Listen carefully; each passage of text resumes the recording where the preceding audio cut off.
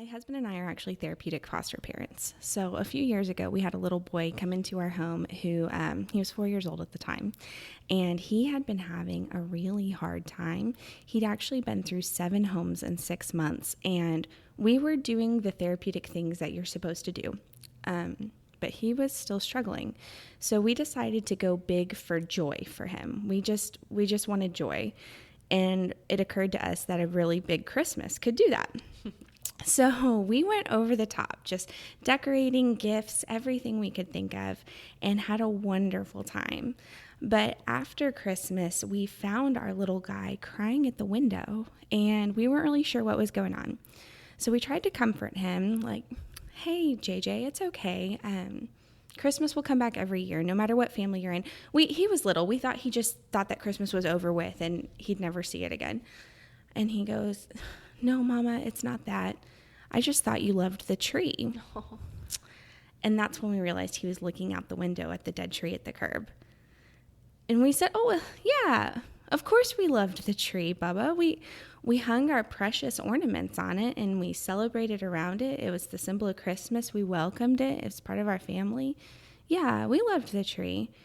And he goes, no, you threw it away. And what he didn't say was, like I've been thrown away, like I've been welcomed.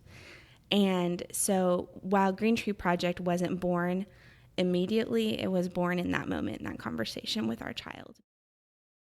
In the early days, I didn't know enough to be scared. I didn't know enough about being a business owner to really be nervous in the early days.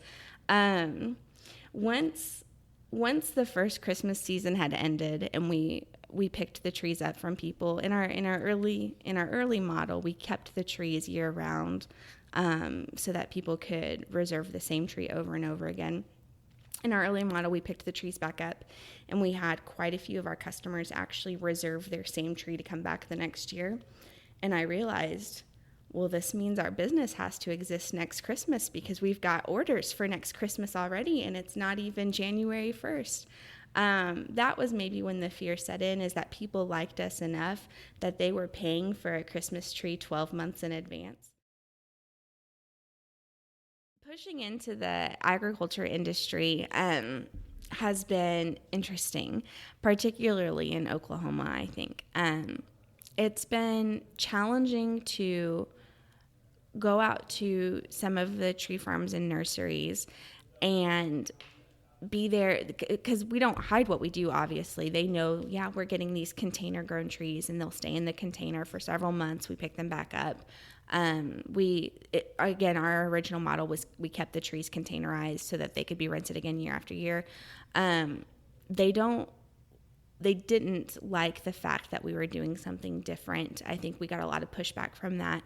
I can't say for sure that it's because I'm a woman or because I'm young or because it was different, but we had a lot of challenges with trees that we had marked being sold out from under us.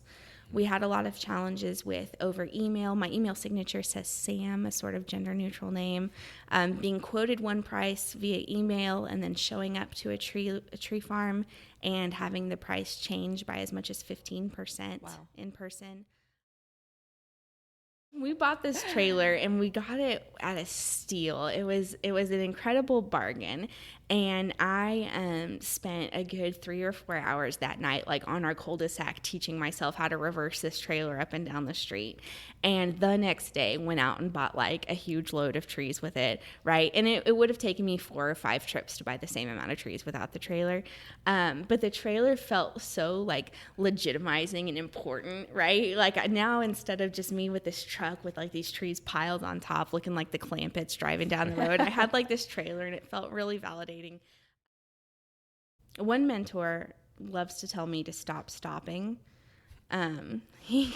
Every time I get hung up on an idea or a distraction or come up with something that doesn't align with the North Star of our business, which is sustainability and mindfulness, he tells me that's a stop. You need to stop stopping.